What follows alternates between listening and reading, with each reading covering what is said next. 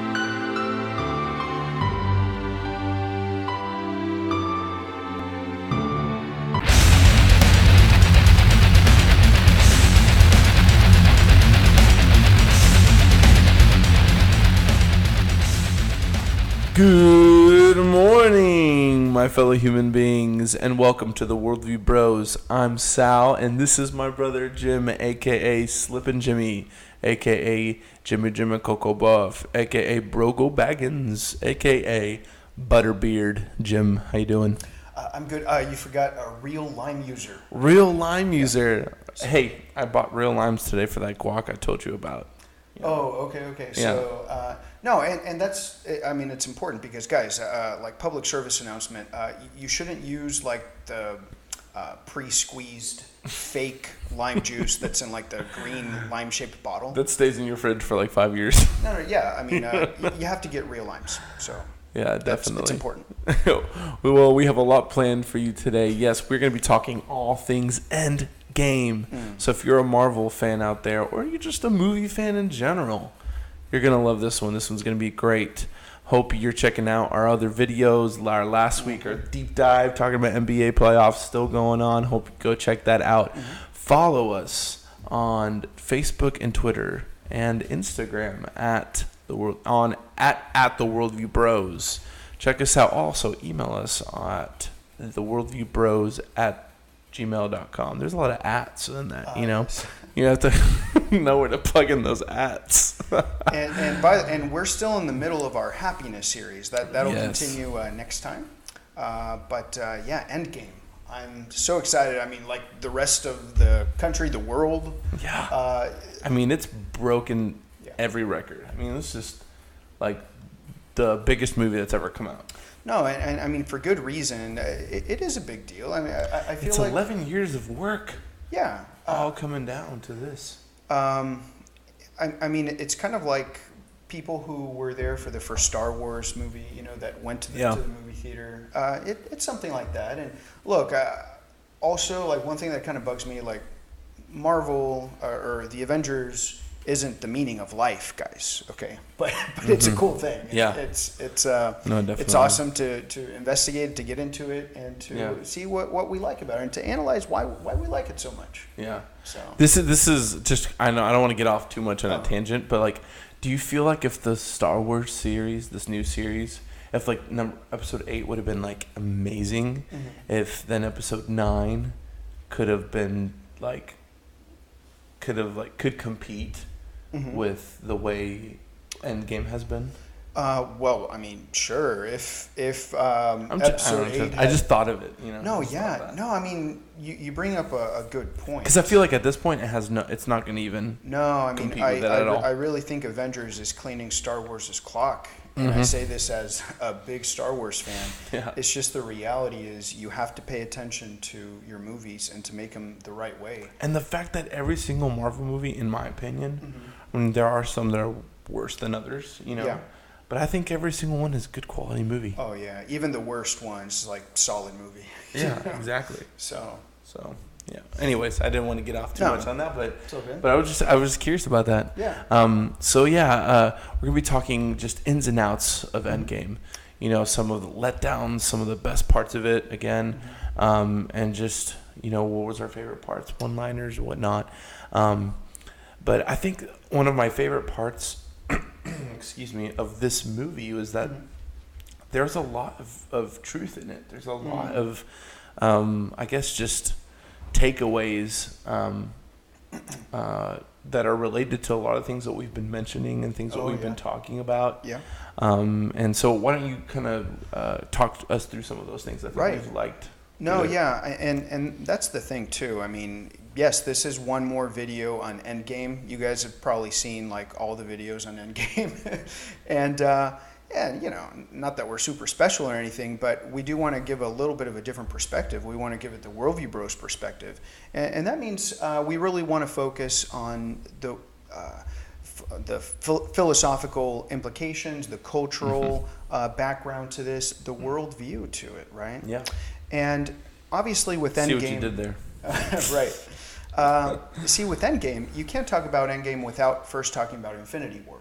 Yeah. And incidentally, as amazing as Endgame was, I think looking back, if we look back a couple years, you know, I think we're going to see that Infinity War is really like, as a movie itself, is really the one that shines as a better quality movie. I'm so happy you said that. Yeah. It's crazy how we think alike, man. Like, because once Jason and I got out of I didn't tell you I went with Jason. Oh, you know? Okay. And he had just come into town, and I asked him, he was like, hey, I was like, do you want to go have a ticket? You know, he was like, yeah, sure. But when we got out, I was thinking about it. Yeah. Like, on the way to the car, and I was like, that was really cool. Yeah. But man, Infinity War is so good. Yeah. You know? I know. And I asked him, I was like, which one do you think is better? Like, do you think? And then we both kind of were like, oh, well, it's all one story, you know, which is true. It comes all together. It is a part one, part two. But Infinity War, like you said, if it was like a standalone, like, it was a really incredible movie. Yeah, no, that's the thing. I do think that Endgame is difficult to just treat it as a movie in its own right. It really is just the conclusion to the whole thing. Mm-hmm. This is a very unique 3-hour kind of a situation. Yeah. It's a very unique situation, of course, and everybody's saying this, and it's true, that this was a 10-year, 11-year production of just putting all of this together, starting with Iron Man, and tying all the knots, building the structure that is the Avengers story, you know. And it's a beautiful, amazing story, and this is the end of it. And of course, it's, you know, the payoff for everybody, giving everybody a conclusion, wrapping everything with a nice bow, and it was a beautiful bow. But it's difficult to just treat it as a movie in its own right. So I didn't mean to interrupt you there. Oh, no. But yeah. No, yeah. So I thought about that too. Right. But in Infinity War, and I think we mentioned this when we had our other movie night, is that the movie is about Thanos, right? Yeah. That it's a villain it's a villain-led plot. The plot is led by the villain. The story is about the villain, kind of just like with Empire Strikes Back. You know, Empire Strikes Back is the best Star Wars movie. Why? Well, because that's where you get into the problem, and you know, usually great movies are movies with awesome villains, and what makes a villain compelling is that the villain has some kind of philosophy that he's trying to push you, that could have some semblance of goodness to it, right? Yeah. If it didn't have a semblance of goodness, it wouldn't be enticing, it wouldn't be interesting. Right. I mean, I think that's why there's movies where the bad guys, there's just all like I'm bad. That's just kind of like, okay, I think of Wonder obviously Woman. Exactly. Uh-huh. We've talked about this, Yeah. and it's like, okay, well, obviously, That's boring. It's not the good interesting. guys are gonna come and beat him. He's gonna be like, oh no, it's the very it's like I like to think of it like the Scooby Doo, like the "you're rotten kids" kind of, it's it's the bad guy and then they stop him and it's the same thing over and over. No, yeah. There's no tension. You don't really. That's the thing. You don't feel your soul in danger. That's the thing. Your soul's kind of in danger when you behold Thanos or Darth Vader or something like that. I mean, not to be too serious about it, but Thanos. What's his view? His view is remarkably similar to like the philosophy of Thomas Malthus. I don't know how familiar you are with Thomas Malthus or Malthusian ethics. Basically, Thomas Malthus was one of the first guys to say, hey, you know what? The world is going to become overpopulated, and it's going to be a huge catastrophe, and we're going to have, a world-ending scenario. And a lot of it is simply like just bad science, bad logic, and overall a materialistic worldview, right? Mm-hmm. So Thomas Malthus says this. He says that population growth is exponential, and that the sustainability or the what do you call it, the food and material required for existence grows in a linear fashion. Mm-hmm. Okay, and so that eventually, once population gets to a point where it's going to just go out exponentially compared to the production, that you're going to have this big discrepancy with population and production, and that the world goes into chaos. All right. Ultimately, it's an oversimplified view of the way human beings work and the way the world works, right? And it's the arrogance of being able to put a number to human interactions and to say, oh, if you don't get, 2 pounds of rice and 1 pound of sugar per year, then you're going to be unhappy and that's it. And the world goes into chaos. Yeah. Okay. So that arrogance, it's this scientism, this arrogance of the mad scientist kind of thing that says, I figured out the numbers and the world has to abide by this law. Yeah. And therefore, we're going to compel people to only be able to get this amount of food, or we're going to create these lines where people go and get their things. Mm-hmm. It's thraldom. That's why it's the alternative to freedom. Yeah. And of course, that's what Thanos is all about. Thanos says, we have a materialistic problem here. We see all this evil in the world simply because people don't have the correct resources. It's treating human beings like animals, treating human beings like pigs in a sty. That what do you got? You got 5 pounds of slop for pigs. Oh well, we're gonna run out, and the pigs over here are getting hungry. So you're gonna have chaos. Yeah, that's what Thanos does. Oh, so the solution is death, right? The solution is death. So here, death is a good thing because it's a materialistic answer to a materialistic problem. Mm-hmm. That is Thanos's. That is his worldview, and that is the challenge that he poses the Avengers. That is the challenge that he poses to the viewer. Mm-hmm. Are you on board with this? Actually, a lot of people are saying, "Oh, Thanos is right. Thanos is right," mm-hmm. Which goes to show you. I mean, this is a prevailing worldview. Ultimately, most people, when we see it this dramatically, this drastically, it's clear for us to see what's wrong with it. Yeah. And, so the question is Thanos' challenge answered in this movie, in Endgame? Okay. Yeah. Does Endgame answer the challenge, or do they just go along with it, right? And I really think so. We're jumping into the cultural aspect of this movie, the worldview aspect of this movie, and I say absolutely, Endgame answers Thanos. Right? Yeah. In a worldview way.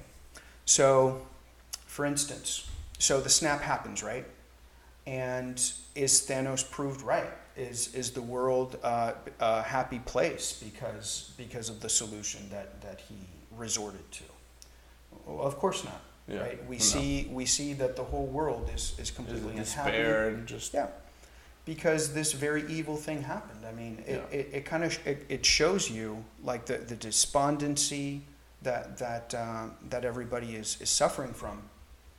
Shows you the value of human life. You know, it shows you that no, that was wrong to just seek this material solution to a problem. The problem wasn't material at all. You know, if there's evil in the world, it's not just because of a lack of resources. It's something else, right? That you get into this part of the human condition. You know, this fallen human condition is with us, whether there's wealth, whether there's poverty. It's a part of human nature, right? Yeah. It's the reality of good and evil. It's a heart condition. Yeah, absolutely. Yeah. So, do you remember this part in the movie, Sal? Like when Cap comes over to Natasha, right? And she's in the headquarters. She's like stressed out, like she just finished talking. Yeah, exactly. And she's trying to figure out. She's still trying to do her work. She's plugging away, defending the country against threats. And he tries to cheer her up. He says something about like, oh, look at all the whales. You know, hey, maybe that was a good thing. But I haven't seen so many whales now. So presumably the idea, of course, is with less humans around, other species less pollution thrive. And the whales. And what does Natasha do? Dude, she has none of it. She's like, what, are you freaking joking right now? See, that's the answer. Of course, you don't make those comparisons. Yeah. You know, one precious human life is not even worthy of being compared to I don't know how many whales. Yeah. Right. And the point is not, oh yeah, we're going to go destroy whales in the name of human beings. No, of course not. We do things the right way. Yeah. But you don't justify, the taking of human life or something like that, or the planning of suppressing and enslaving human beings for the sake of trying to reach this balance of different kinds of creatures. You're not taking into account, the differences, what the difference is between a human being and an animal. Right, exactly. And I think it's cool that just Black Widow or Natasha's character, she continues throughout the movie to really prove that and to really show the value, or even the value of us as humans, but then also just the severity of the loss. Oh yeah, absolutely. And I mean, one of the saddest parts and one of the most tear-jerking moments was the Soul Stone. With her and Hawkeye, and Clint. Oh yeah, let's go there. I mean, it was so sad. I mean, obviously because death is never a happy thing, right? Of course. Excuse me, but the fact, it was just perfect that these two were fighting for each other, and showing that the value, like you said, in just showing that human nature, and that's totally contradictory to what the way Thanos sees it, It's a beautiful scene. It really is great, and I know we could nitpick that it didn't seem like there's a lot of closure with that afterwards. Okay. But no, it's a beautiful point. It's a beautiful scene. I mean, we talked before about my favorite part of Aristotle's book, the Nicomachean Ethics, that the most beautiful friendship is one where you compete with your friend to do a beautiful thing with your friend. Yeah. Right? So what were they doing? They were competing with each other. They were fighting with each other for the honor of doing the beautiful thing. Yeah. Okay? And look, obviously you're right. Death, you can never say that death is simply a good thing. Right. You can't say that death is a negation. That death is a negation of life. In and of itself, a death is a bad thing. Yeah. That's right. Yeah, definitely. But what's beautiful about that kind of the ultimate sacrifice is not the death, but the fact that we're not, were Natasha and Hawkeye, were they counting their pounds of pig slop, or the pounds of sugar and bread, material things? Yeah. Well, you said it. No. You said it. The word sacrifice. I mean, sacrificing. I mean it's the ultimate selfless. It's the ultimate selfless act. Yeah. No. Like my point is anything that's sacrificial. Yeah. My point is they're not making a material determination at that point. Mm-hmm. They need to see with their soul's eye what the right thing is in that time and place. Right. It's making the moral decision. Exactly. That moral decision is not material. Yeah. They recognize this has to be done, right? And you know what? I'm going to do the beautiful action here is to save the life of my friend. This has to be done. This has to be done in order to save the human race, in order to save the world, And I'm going to sacrifice myself, and that's a beautiful thing. And now that's a truth that resonates in our heart, And we recognize that was the right thing, and that it was a beautiful thing, and that despite the fact that there's an evil behind it, okay, that death was necessarily there. Yeah. The death itself was transformed into a beautiful thing because you were seeking the good. Yeah. Because you were seeking the good. Well, see, I think one of the other things I liked about this, we can move on after this if you want, but one of the things I really liked about that too, that a little detail that you might miss is that Hawkeye or Clint, he says, because of the things I've done, like it should be me because of who I've become now. Oh yeah. Yeah. And that was the other beautiful thing, because like Natasha kind of shows a little bit the nature, the Christ-like nature of like, no, like it'll be me, and you can come back from what you've done. What you've what you have done, what you've become is not who you are. Yeah. And so I think ultimately when she's the one to be it, I just think like it's cool to me to think about like then going beyond the movie, like if you just use your imagination, like the way that he felt and taking that sacrifice. Yeah, can you imagine? And it being really life-changing. Right. Oh, yeah. And I think of us so many times, like, I mean, like, I think we live in a world where we're told, or I guess we're all very tempted to just have this, like, self-deprecating mindset. Stance, mindset, yeah. And the bad things we do in our lives and the sin that we have in our lives just brings us down, and there's no coming back from it, Yeah.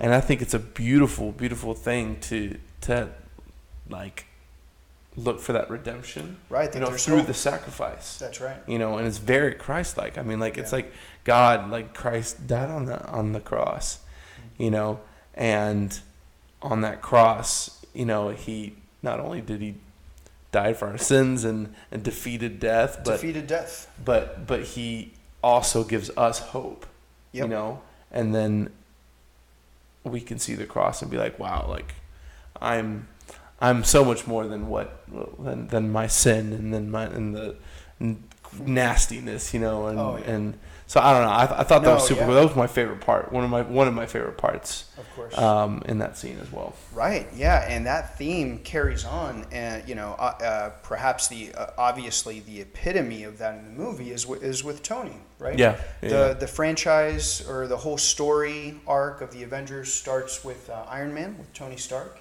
and it ends with him, and you see his redemption, really, right? Yeah. Because honestly, the way that he starts off, it's not far from the worldview of Thanos. It's a materialistic worldview. Yeah. Like, what's going to give him happiness way back when, right? He's like that typical playboy kind of guy that he's really looking out for number one. He's looking out for his own interest. The way that he kind of sees happiness is to kind of pursue pleasures of every Yeah. kind. Right. Now, even back then, of course, he has that those like higher pleasures of figuring things out, right? Yeah, there's some kind of that moral pride. compass there that Yeah. that brings him back to his true human nature, you know. Yeah, But yeah, you're there's- right. Yeah, there's no doubt that he's kind of on this slightly bad path. A very selfish kind of a guy. I mean, you even see it throughout, like, in the other movies, like when he wants to make certain decisions, like in Civil War, he was very much, it's like, has to be this way. Here's the formula for this, and it has to happen this way because he starts to see people are dying. Yeah. You know, and he's like, we can't act out of emotions, you know. Right. Like, it has to be this way. And then and it's like Cap that pushing arrogance. back and be like, no, That like, arrogance, this is what's truth. This is what's right. No, that's right. You So know? that fight, the fight between Stark and Captain America is like they're. I believe this to be true. Like Stark does have this Thanos quality, right? He was on the side of what of encircling the globe with what's his name, the artificial intelligence guy. Ultron? Ultron, yeah, with Yeah. Ultron, and it, essentially what, kind of like Malthus, coming up with the formula. Darth Malthus. That's great. Coming up with the hey, I figured out. I have the formula to, have perfect safety in the world. And of course, Captain America is like, dude, what's wrong with you? Like, we don't just come up with these formulas and deprive people ultimately of their liberty, okay?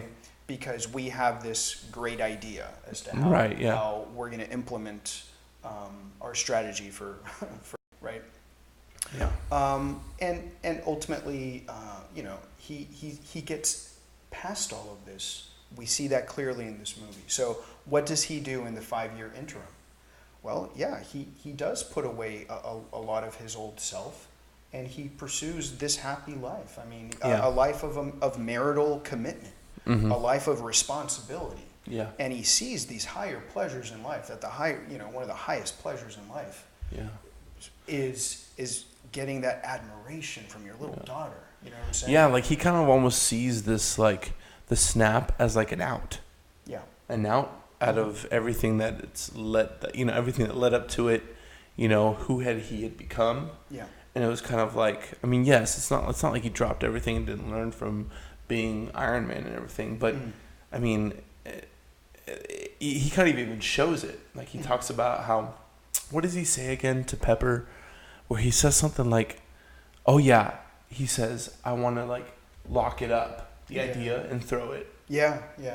Right. And it's, you kind of see that, like, he realizes, like, it's like, or he thinks he takes this 5-year thing as an out. Yeah. Out of the responsibilities. Yeah. The high responsibilities that ultimately sucked him back because it had to happen. Yeah. Which, by the way, let me interrupt where we're going with this, because it's really at that moment that I can see an alternate way that this can play out. Look, ultimately, this is simply a comic book movie. Yeah. It's this heroic thing, right? But the reality is, we can't just go back in time to fix bad things that happen in life, right? The real right thing to do. The real right thing to do is to make the best of things going forward. Yeah. I mean, to not let the evil of the past define your life. Right. And to drag you down into depression and a nihilism, thinking that, oh, you know what, life is simply a bad thing because, look, bad things happen, so life is clearly bad. That's ridiculous. Yeah. Of course not. I mean, let me just kind of, Sal, I would trade, if I could go between just not existing and having, so on one hand, not existing at all. On the other hand, a life of sorrow and difficulty and even much pain. But if you just give me 1 minute, just like watching a beautiful sunset and nature, and or one fraction of a second of looking at my wife Dora's beauty, for 1 second, dude, that is enough. That is gain, because life is beautiful. Yeah. Life is beautiful in and of itself. Being is good. Okay? Evil that happens, bad things that happen. I don't want to minimize a person's pain. I don't want to minimize what evil is. But evil is a negation. Okay? Bad things that happen, that's simply like less being. Okay? Right. Beholding something beautiful makes everything worth it. Again, that can be, we have to understand it. We have to understand this properly. Not minimizing pain and difficulties in life. But as long as there is life, as long as there is being, as long as you can behold the universe and say that it is beautiful, there is hope. There is hope, and that is the truth. Yeah. That it's an echo within our heart. And that's the hope that we have. No matter how bad things can get, we know that there's always hope.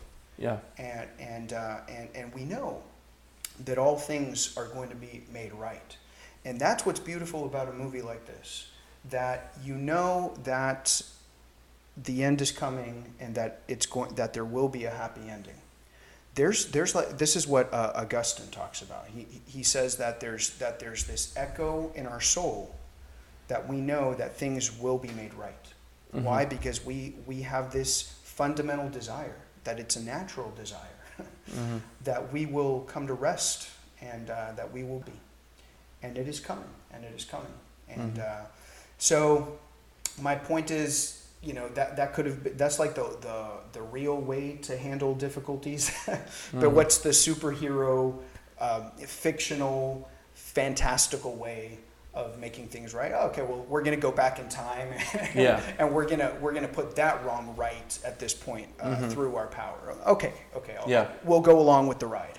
Is the point. Definitely. So I think just to give an example, or to put it in perspective with the difference between kind of that mindset that you said of just that glimpse, or that second is enough, and it's gain. It's a little bit of, that's exactly how Cap thinks.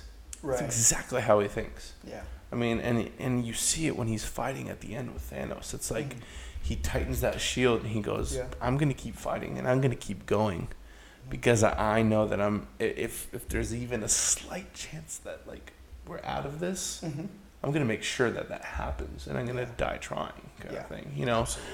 And as opposed to, I think, I'm not trying to talk down or minimize Tony, because Tony, I think, makes the ultimate sacrifice. Oh, right, yeah. But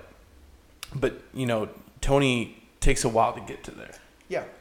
And there is the contrast with them two, for all the way up to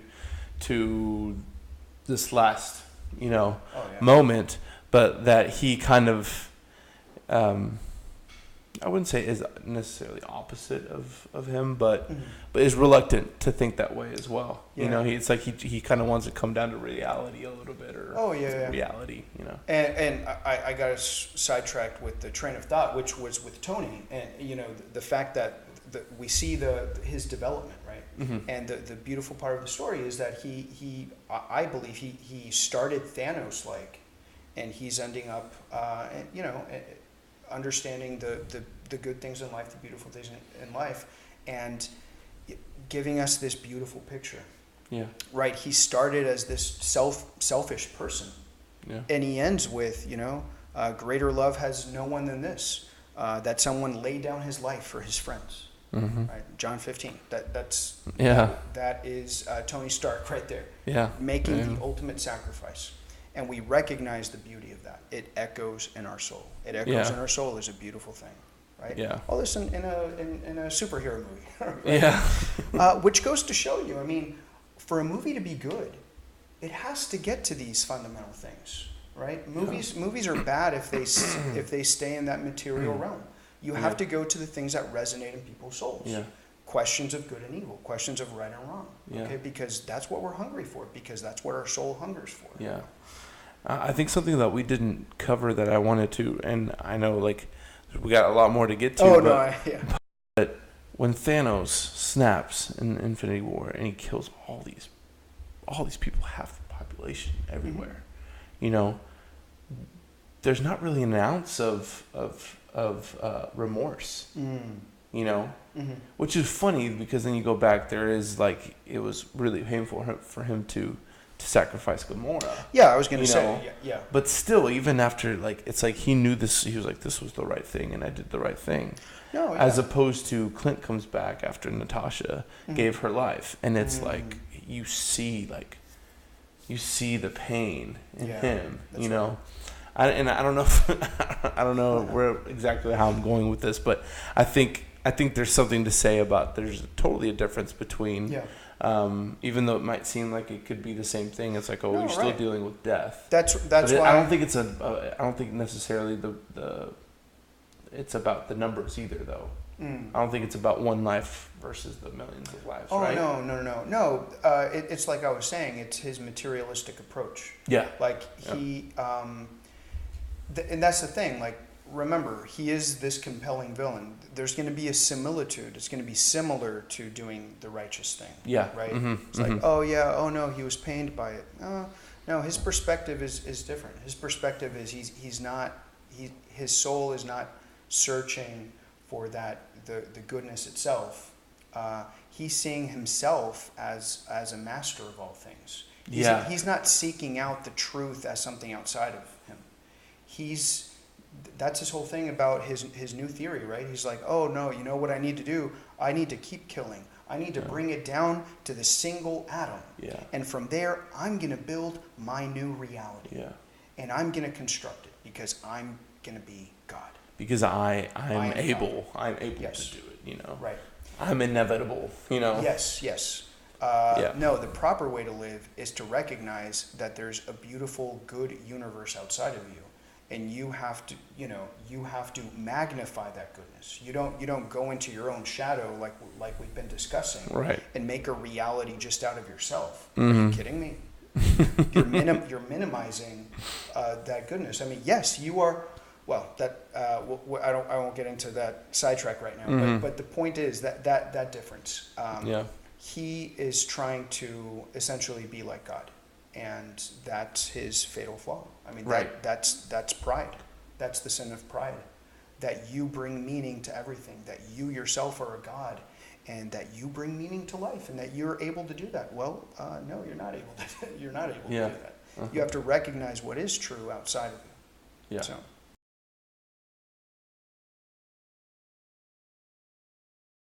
Okay, so let's talk about some of like the awesome parts of the movie. Just you know, aside from the moral stuff, I think it's awesome to dig deep into all that, and it's really cool. I think there's a lot more that we could even talk about. You know, but let's just talk about what blew your mind. Yeah, like what are his favorite parts? Just you know, some of the best parts.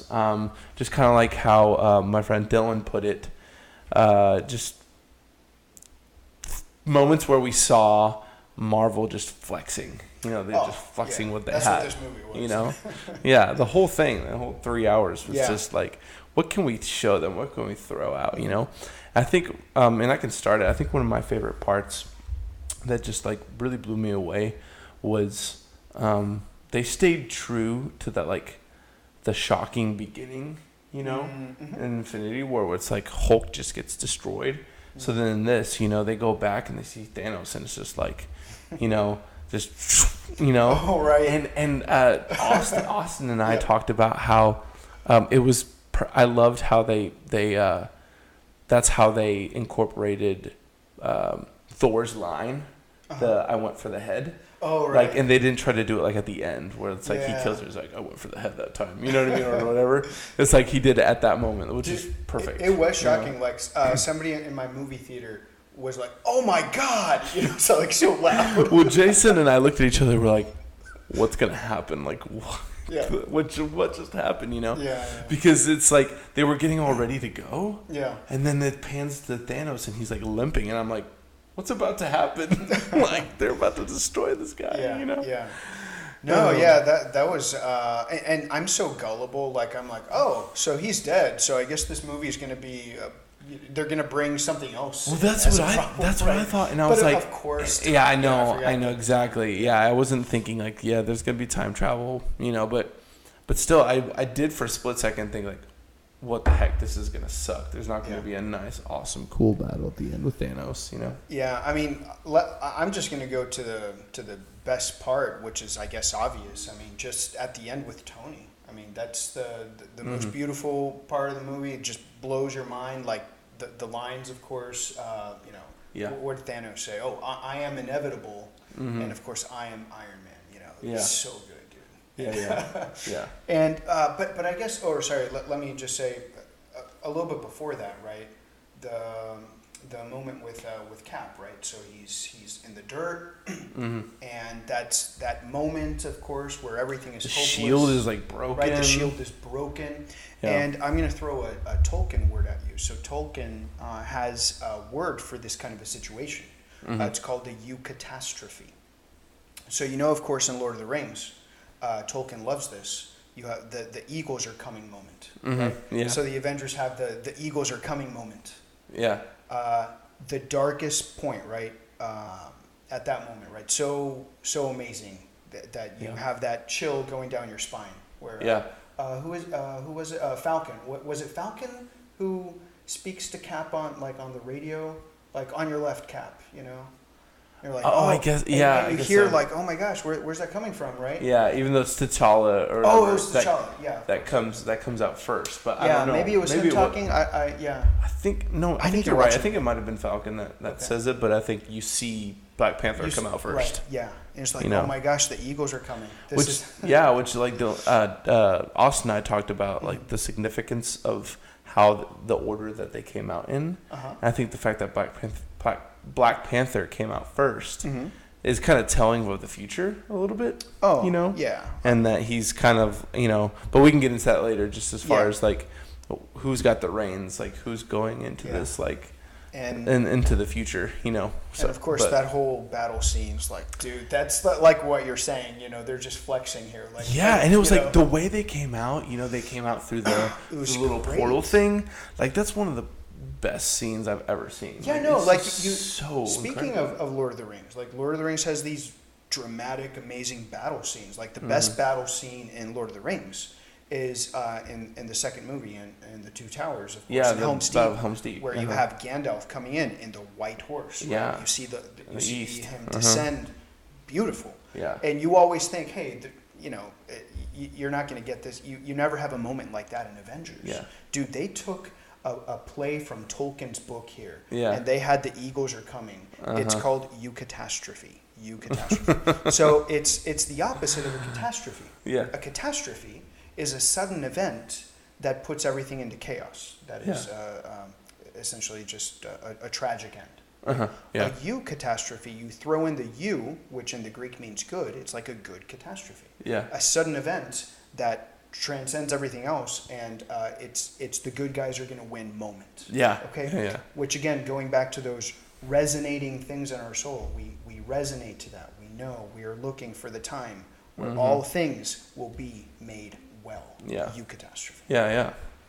Oh, dude, how can we not mention Cap with Mjolnir, with Thor's hammer? Oh my gosh! Everybody in the movie theater. It's just like, oh my gosh, I can't take this anymore. That was so insane. Right? I know, that was so cool. Dude. And then like Thor's like, I knew it. I was like, yes. And that's the thing about this, right? I mean, all this, the patience of getting this, because of course, you're wondering if he's going to do it beforehand, right? In Age of Ultron, when everybody's trying to lift the hammer, it's like, oh dang, you know, maybe Cap is going to be able to lift it. And I mean, like, that's why I'm just blown away with how they've made these movies. Yeah. And like, can you imagine how hard it would be to recreate this? You can't do this again. No, to take into account every these small details and all these things you've done in all these movies, all these little things, and you have to go back to it. Yeah. And then putting the pieces together like that. Yeah. I mean, like, it takes a mastermind. Yeah. You know, or several masterminds. I mean, I don't think this was just one person. You know what I mean? But it was like multiple people coming together to create this art. And it was just incredible. I thought that was really cool. Yeah. But yeah, that was an amazing moment, so dude. legit. Like, you know? everybody's losing And in just- the movie theater. It was so cool. And we're just those three, the big three, like going against Thanos. That was super cool too. Oh, yeah. That was just like, they were like, let's go. Yeah. Let's get them. Oh, man. It was so great. Yeah. Benedict Cumberbatch. Doctor Strange. Doctor Strange. I love like Doctor Strange, when he looks at Tony at that moment, right? Yeah, and he's like one. Yeah. Dude. Yeah, and another thing that that Austin and I like realized too was that in Infinity War, when he stops Thanos from killing Tony, like at first you might be thinking, oh, I wasn't thinking of the fact that he just saw all the future, right? Oh yeah. It's like at first you're thinking, oh no, don't kill Tony. He's my friend. I'll give you the time stone. Yeah. Don't kill Tony. But no, it's like, he didn't do that for that reason. He did it because he needed Tony not to. He was like, Tony's gonna die later. You know what I mean? Hey, he's looking for the greater good. He's a wise guy. And that's the point, right? All right, so now let's get into our top 5. Top 5 is going to work a little bit differently today. Jim, both Jim and I have our top 5 character/actor fusions. Now, I think we're doing this kind of with a little bit in mind of Tony Stark and how Robert Downey Jr. is forever Tony Stark. And most people's minds, like that's what they think of first. So we wanted to talk about our top 5, I guess, fusions. The same, like who else do we think of when we think of a certain character? Yeah, so like the way to think about it is if we name this particular actor, you're like, oh, well, that's this guy. Because that's who that actor is, right? Yeah. Or another way to look at it is an actor who just embodies that character so well, even if you don't immediately think of this actor with that character, but just a perfect match, perfect fusion of actor and character. Yeah, definitely. So number 5. I'm like looking over at yours for the first time now, and I'm like, okay, we have some of the same. Oh well, because we think alike. I haven't seen yours. What's your number 5? So my number 5 is Ewan McGregor as Obi-Wan Kenobi. Oh yeah, he's a great Obi-Wan. Yeah, and I just feel like when I think that's fair. I think where you can make the argument obviously is if you're a classic Star Wars fan, he is not in the 4, 5, 6, right? Yeah. He's in the 1, 2, 3 2000s crappy movies, but still, I mean, like he embodies that character very well. Yeah. He was kind of like the redemption of those movies. True. If I feel like if Ewan McGregor was not good as Obi-Wan in those movies, I mean, those movies would be trash. Yeah. Besides maybe the first one, you have Liam Neeson who does a good job too. I'm starting to warm up more to those prequels. I'm starting to like those prequels more than these new ones. Really? Oh no, I cannot go that far. Force Awakens is way better than any of those 3. No.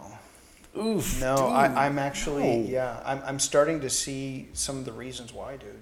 You need to watch Attack. Is it Attack of the Clones? See, I don't even know. You need to watch Attack of the Clones again. That movie is trash, dude. Well, Attack of the Clones. Hayden Christensen is the problem, but there's a lot that's great. Dialogue is a big problem, but the overall story is still there. Like you still see George Lucas's hand. But I'm sidetracking us. No. My number 5 go. is Benedict Cumberbatch. As who? Who else? Doctor Strange? No. Oh, the dragon? Nope. Come on, guys. Help us out. Sherlock Holmes. Yes. He embodies Sherlock Holmes. He's a great Sherlock Holmes. He is a great Sherlock Holmes, but there's been several Sherlock Holmes. I think Robert Downey Jr. did a great Sherlock Holmes too. Yeah, but no. It's a different Sherlock Holmes. But I thought he did a good job. I thought they were fun movies to watch. Yes. I think I also watched the show. You're asking the wrong person. You're telling the wrong person. Because I've seen Benedict Cumberbatch, and I do think he's the best one. But I don't think right away. When I think of the character, it's not Benedict Cumberbatch right away. It's like all these mesh. Kind of like James Bond. I don't think of one James Bond. I don't think of one Batman. I think Sherlock Holmes is. I feel very judged right now. You better feel judged. Yeah. No. I stand by this. When I think of him, I think Sherlock. And so to me, that's just a good fusion. He is my number 5. I mean, I grant you. Obviously, he's a great Doctor Strange. He's a great actor. That's the thing. Like people on this list are just going to be good actors. So, and he like randomly is like a villain in Star Trek as well. Oh yeah, yeah. I don't know if that was super effective. Yeah, no, but I'm just saying. Like, I thought he did a good job in that movie. Sure. But he's done so many great things. My number 4 was Hugh Jackman as Wolverine. That's fair. I mean, like, he's the only person who's ever played Wolverine, like in a live. Oh, is that right? In a live version. Yeah, I guess so. Yeah. You know, and I mean, he's great at it. So many years of perfecting this his role, character. Right? Yeah, his role. No, I mean, like. Right. He totally became Wolverine. He is Wolverine. Logan is one of my favorite movies. Yeah, dude. and I see that like he's got a lot of other roles, and depending on who you're asking, maybe you don't think of Wolverine right away. Mm-hmm. You know, especially lately with some of the roles he's done. He's all over the place. Les Miserables. Wait, what else? Greatest Showman. Greatest Showman. Yeah. I mean, he's got amazing movies that he's into. I mean, he's really good in The Prestige. I mean, have you seen Dude, I love that movie. It's one of my favorite top movies. A great movie. Like, it's an amazing movie. He's a great. I like him. He's a really good actor. Yeah, but I do think that like Wolverine, like when you think of at least when you think of Wolverine, it's Hugh Jackman. It's his face. Hugh Jackman. That's him. That's a fusion. So all right, very good. What's your 4? For Daniel Radcliffe. Oh, that's a good one. Because that's a good one, man. Yeah, Harry and Potter, for sure. I mean, I don't know if he's really kind of shown his chops as an actor. I suppose he's a pretty good actor. I really haven't. I mean, seen I thought he was good in the else, movies, but he just hasn't been like. He has to be on the list. Everything else, but Harry Potter. That's a big one. I think just culturally too. Like I mean, like I think part of it too. There's the trend of the amount of movies. Like when you've done so many movies as a character, you're going to be on this list. Yeah, of course. You know. Yep. Okay, so my number. Oh, and let me interrupt to tell our viewers. We decided that we're only going to pick one person from the Marvel. Well, Marvel Universe. Actually, in the Avengers. The Avengers. Yeah, because Wolverine is part of the we had Marvel Universe. So Wolverine. Okay. Yeah. Number 3. My number 3 is the same as your number 3. I'm looking over here. Oh, okay. Heath Ledger. Heath Ledger. I mean, the best Joker. He embodies that role perfectly, and I mean, it was just incredible talking about Thanos and why Infinity War was such a great movie. Mm-hmm. You know, it's the same with The Dark Knight. Yeah. Dark Knight is one of the best movies I've ever seen. One of the best movies ever. Yeah, that's ever come out. Dark Knight is definitely in my top 5 of all time. Yeah. Me too. And some people might think that's crazy, but it's not. No. I mean, that movie is just so good. And he's a huge part of it. Mm-hmm. You know, the fact that but this guy, unlike Thanos, I think there's parts of Thanos where it's like you understand, like, or not understand, but maybe there's a sense of humanity in it, you know, or like. This is a little bit different than me. But Joker, I mean, he's just crazy. Yeah, we're gonna do a show exclusively on Dark Knight. Yeah, so, totally. I'm thinking about what we're gonna do with that. So I mean, Heath Ledger again. He's the Joker. So, why don't you give your 2 first? So number 2, I have Robert Downey Jr. Yeah. So Tony Stark. Actually, and then my number 2 is Ian McKellen, and I think that's your number 1, isn't it? Oh, dang, yes. So how about we kind of like do these? At the same time. At the same time. Yeah. So my number 2 is Tony Stark, Robert Downey Jr. Number 1, Ian McKellen as Gandalf. Yeah, and I was flipped. Okay. Ian McKellen is 2 as Gandalf, and number 1 Robert Downey Jr. I think really the only there's different arguments for this. Mm-hmm. Who embodied the character like I guess it depends on, again, who you're asking. Yeah. We're Lord of the Rings fans. We've read the books. We know what Gandalf is supposed to look like. Yeah, as far so as, there's a context as to what we're looking for. Exactly. Yeah. And Ian McKellen, I mean, like, I think his argument is that he completely embodied Gandalf and was Gandalf. I have a good way. I have a good way of putting it. Like, if I do say so myself, when I'm reading the Lord of the Rings for like the 20th time, I'm trying to filter out all the vision. Like, I can't stand thinking of Elijah Wood as Frodo. Yeah, right. Yeah, I have another vision of Frodo, and I need to push Elijah Wood out of that vision. Yeah. Right. The same thing with a lot of the others. But Gandalf, I'm thinking of Ian McKellen. And it's a welcome thought. I mean, because he embodies the character perfectly. Yeah, that's what we're talking about. Yeah, And it's like, I thought of this guy. I thought of Ian McKellen. I'm like, who's really thinking Magneto? Is anyone really thinking Magneto? No, no one's thinking Magneto. By the way, Ian McKellen is Magneto. Gandalf is Magneto. If you didn't know. Yeah, Gandalf is Magneto. And so. I think the reason why then I put Robert Downey Jr. as one is just, I think, the argument for him is on a larger scale. On a larger scale, I think he is Tony Stark. Because he made the character. I think there's more. I don't know. Yeah, I'm not. I don't know there's about more. The comic books, there's more. He's been the character for longer than Ian has been Gandalf. Right. Even though he's been Gandalf. He was Gandalf for 6 films. Yeah. He was Gandalf for 6 films, which is really cool. Yeah. But yeah, I mean, I can't. I just nerd out about Ian McKellen. I think he's just he's amazing. Great. Yeah. He's awesome. Very awesome. Well, that's our top 5. That's our master one. Why don't you let us know what you think? Tell us, who are we missing? Yeah, we could be missing something. Like it could be right under our nose. Oh, right, and because we thought about it before. I mean, Chris Evans. Obviously, Chris Evans is Cap. I mean, I would even go as far as saying that Thor. Chris Hemsworth. Yeah, that's the thing. It's just any of these Avengers. Any of these Avengers are gonna. Yeah.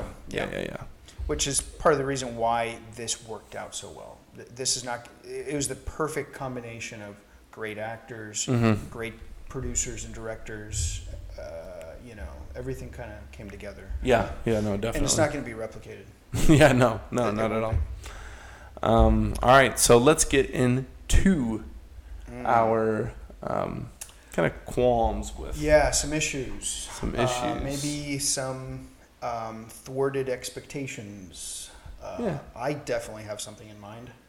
Can I start? Yeah, you start. This is burning up here. Okay, so I had made a prediction, and I said this to Lisa. I was with for the movie, and I told her I'm making a prediction that the Hulk is gonna be kind of like a pivotal role, that he's gonna beat up on Thanos, right? That he's gonna have that moment. Oh, I remember you saying this. Yeah. Because it seemed like that had to happen. In Infinity War, he obviously loses terribly to Thanos, and he's kind of humiliated. And he goes inside of Banner's personality, right? And the Hulk never comes out because he's, I guess, afraid. Right? Yeah. So you figure, well, his redemption is going to be Hulk is just... It's going to be cool. Yeah, we're looking for Hulk to have this moment, and he's just going to destroy Thanos. Maybe not completely, but beat him up really bad, and then maybe there's a redemption a little bit with him. Yeah. But, dude, I really did not like this version of Hulk. Well, here's my thing. Professor Hulk. Professor Hulk. Yeah. Here's my thing. I didn't mind Professor Hulk. Whatever. I didn't mind that. I think. Trying to see how I can word this best. I did have a problem with how they resolved the fact that Hulk wasn't coming out when he wanted him to come out. Mm-hmm. That was a big issue. Right. I remember when that happened, we were like, "Whoa, what?" I remember talking about it, like, what's going to happen? What's going on with Hulk? What's going on with Bruce? Especially after Thor Ragnarok. And I thought, man, like something's going to happen. Like something's going to be really cool. But basically, the way that they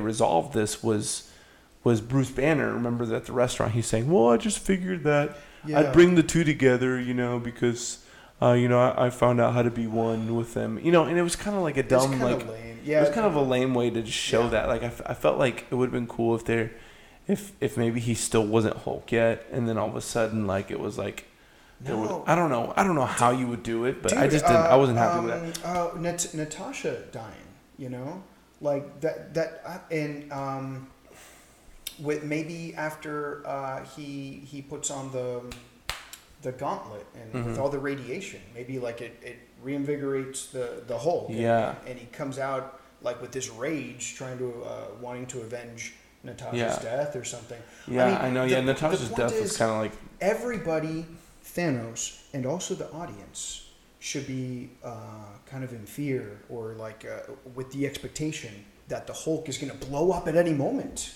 Yeah. And we kind of saw that was not going to happen. Yeah. We have this lame best of both worlds. Come on. Yeah. I wasn't. Banner and the Hulk becoming one. No. I mean, the Hulk is the Hulk. Come on. We need to have that menace of this large destructive power coming in and taking over. Yeah. Right? I mean, and we've seen that. We've seen that in the past. I mean, I can hear just the arguments of people like super nerd out people, saying like Professor why Professor Hulk is, and it's fine. I mean, I'm sure there are great. I just think I think it didn't help in the movie itself. It would have added to the expectation, to the drama. It would have added to the drama. Yeah. I think it would have made the movie more successful if we're hanging on the edge of our seats, waiting for Hulk to break out. Yeah. Especially because we've seen at that point too, through Thor Ragnarok, that he can be the Hulk and not just be like a rage monster. You know what I mean? And so he could have still had the moment where he's like, "Give me the gauntlet," whether it's Bruce, whether it's just Hulk saying, "Give me him," "Give me gauntlet." I like him as a rage monster. Yeah, that's the appeal of Hulk. I mean, that's Hulk. That's Hulk. Yeah. I don't know these things, but that's what I kind of see. Yeah. No, I think that's a fair thing. I think for me is definitely Captain Marvel was in the beginning. So it's like Captain Marvel, the way that Tony came back, and it's just like Captain Marvel all of a sudden he runs into Captain Marvel out in space, and she brings him back. Like it just kind of was like I don't know. It would have been a lot better if somehow they would have made it to where Tony comes back. He figured out how to he comes back in this like clunky ship, and he kind of like made it work to get back to them. It would have been cooler to do that rather than just this random like Captain Marvel and then she's gone. So I think my problem is not just that, but also her whole. I mean, just her role in the whole thing. I know that she's like unstoppable pretty much, and I know that like they do a good job at explaining. Okay, she's got the rest of the world, the rest of the universe. The rest of the universe to like look after, because that's kind of like what her role is. Protecting the universe itself, not just Planet Earth. Right. Yeah, I mean, I don't know. I don't really have a problem with how Tony was rescued there. I thought that was pretty cool. I haven't seen Captain Marvel. Yeah. But I definitely, having not seen Captain Marvel, I didn't really like the interactions with her at the beginning that much. Like when they're in the room discussing like what to do, and like. I don't really know who you are. And I guess I probably should have watched Captain Marvel, right? But she's like, "Oh yeah, no, it's going to be different because I'm here now." It's like, who are you again? But that was the whole point of that scene, though. I think that the whole point of the scene is to make it feel that way. Like the rest of them are like, "Who are you? Like why?" Yeah. So, but my thing is just the fact that like I did see Captain Marvel. I know that she plays a part, and it wasn't as big of a part. I mean, yes, I guess at the end she destroys that ship. That's huge. Well, and that was really cool. That too, that is cool, but it is also a little bit overpowered. Well, you need to see the movie. You need to see Captain Marvel to understand. Okay. So like, if you understand. I mean, like, does she have weaknesses like when she's not in space kind of thing? Like, is that where she thrives, like being in outer space? Well, no, it's not necessarily that. It's just the fact that the way she got her powers, and you just got to see it. You just got to see the movie. It's like the biggest powers in the world. I mean, yeah, like it's like she's. Well, that's the point. Like it's not a good thing to overpower your. I mean, yeah, but I think again, like it's like I'm both like trying to say what I didn't like about it, but then also defending her. But like, I get why her part was less because she has other responsibilities, Yeah. And she knows that the Earth is in good hands. Right. As far as her coming in, her role that she did play was destroying that ship. Was like totally it was pivotal. It was totally a Captain Marvel thing. That's my thing. It wasn't out of character for her. It's like I knew going into this movie that she was capable of that. Right. So I guess if she was, in the movie, then it would kind of be unfair. It would just kind of it would just be. Why doesn't she just... well, I mean, she has the fight with Thanos, and she does get beat up by him. I'm trying to remember. There's the part where he punches her, and she's like nothing happens. Oh, right. And he's just like, Well, yeah. And so it's like, she came in, I guess, when it mattered the most. Yeah, and... Which is fine, but I don't know. I guess mainly it was that first scene that, I think my whole mindset, too, the fact that they filmed her part in Endgame before Captain Marvel. Like, it just felt like something was off. They didn't really know what to do with her. Yeah. But she had to be in it because she's Captain Marvel, Yeah, I'm still not sure what to think. And I guess maybe if I watch Captain Marvel, I might think differently. But I'm still going to say that I do think it's a little problematic that she's that powerful. I mean, I'm just trying to explain that having an overpowered superhero is problematic. This is why, for instance, Superman doesn't make for a super successful kind of a movie because there's no fear that the superhero could be destroyed or that the superhero would fail. Well, yeah, Captain Marvel apparently can just blast through a ship like that, and Thanos punches her and has no effect. Like, same thing with Superman. Like, Superman is kind of a cool superhero when you're a little kid, okay? But then when you grow up, you're like, okay, so... Batman is way cooler. Yeah. I mean, there's kryptonite, but, if you don't have kryptonite, I mean, he's essentially invincible. So you're just waiting for when he's just going to decide to just kick everybody's butt, Yeah. So I find that problematic, is what I'm saying. Yeah. Definitely. What else? Oh, also... like I was saying before, it is difficult to treat this as a movie in its own right. It's essentially just capping off everything in a beautiful way, tying the ribbon. Overall, there is this lack of sense of dread, which we had that, of course, in Infinity War. But it was difficult to have that suspended disbelief. Is the point. It was difficult to have that moment where are the good guys really going to win? Like, there was never any doubt, and I think that there could have been ways to work on that. Yeah, is what I'm saying. So, Okay, so we should get into just the best lines. What are the best lines, best standout lines? Besides the best one, of course, the obvious one is "I am Iron Man." Yeah, and I think I want to comment on that one. And I didn't think about this, but Austin, he's my brother-in-law, by the way. Shout out to Austin. He's gonna love this episode. Oh, sure. Yeah. But he brought to attention something that I didn't think about that was so true. And now when I hear that line, I think of this. But Austin was saying the way he heard that line, when he said, "I am Iron Man," it was kind of like Robert Downey Jr. saying it. It was kind of like this moment of like Robert Downey Jr. saying, "I am Iron Man. This is me." Yeah.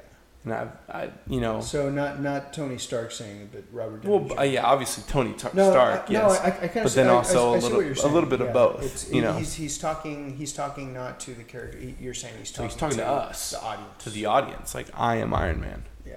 Boom. You know. Yeah. So good. Yeah, and I thought that was so cool. And then like another line we talked about that was really cool was Pepper.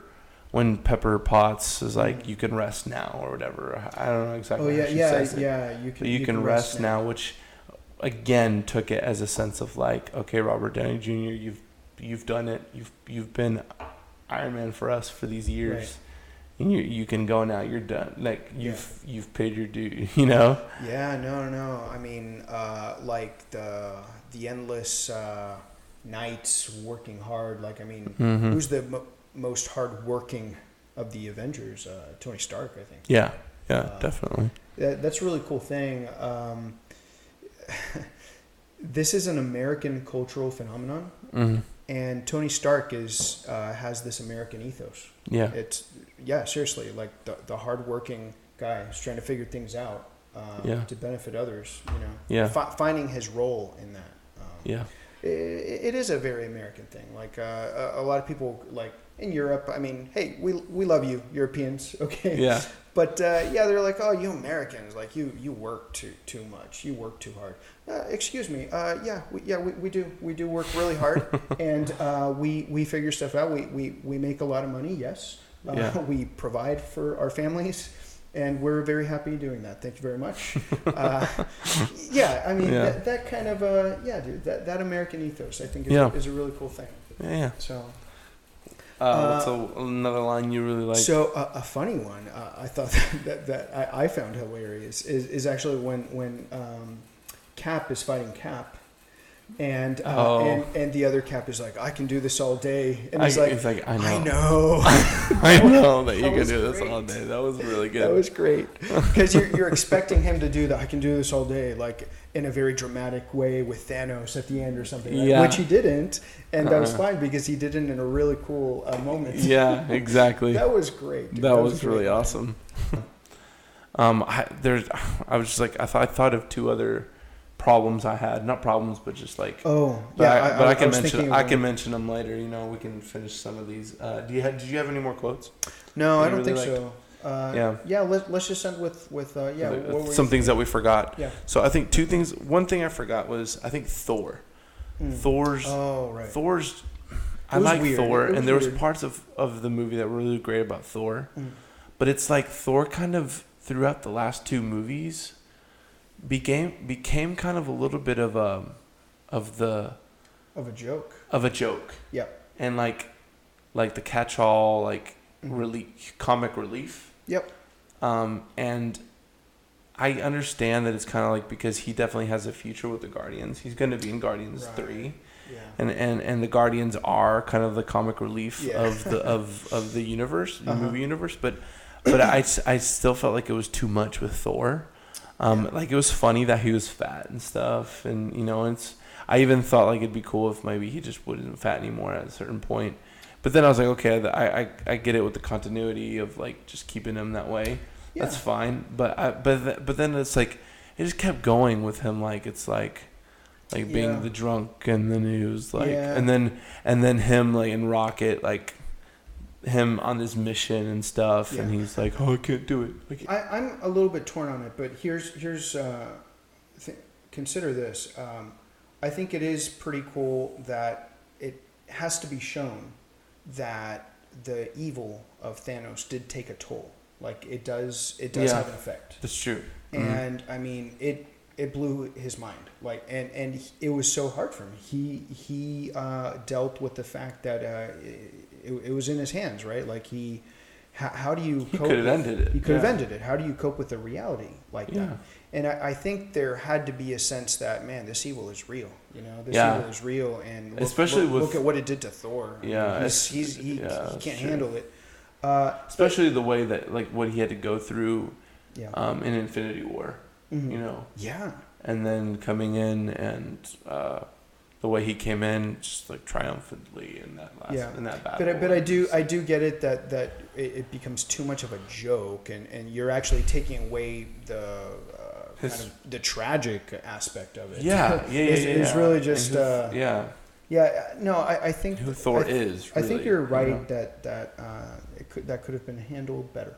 Yeah. So. And then the other thing that I thought of, the fact that the Thanos that they were fighting was not the Thanos that snapped. Oh. You know what I'm saying? So it's like they were fighting the Thanos that's coming back. That hasn't like it's not the Thanos that they journeyed all the way to that point where he snaps it's the other Thanos. Yeah. It's from a different timeline. That is weird. Yeah. So it's kind of like it's not as the same amount of closure. Yeah. Exactly. That's the problem with the time travel stuff, and that's just kind of you have to suspend belief for a while. Like you mentioned it, and of course you're absolutely correct. It didn't even occur to me at the time. Yeah, because like when you think about it, it's like Thanos I was just thinking of died Thanos. like that. Yeah, that Thanos just died like that. But it's just this is a different Thanos in a sense. It's the same. Yeah, he hasn't snapped. But it's different. And I don't know. So that's kind of takes away a little bit from the I want them to just destroy him. Yeah, I think that's just one of that just goes with the mechanics of how the story worked out.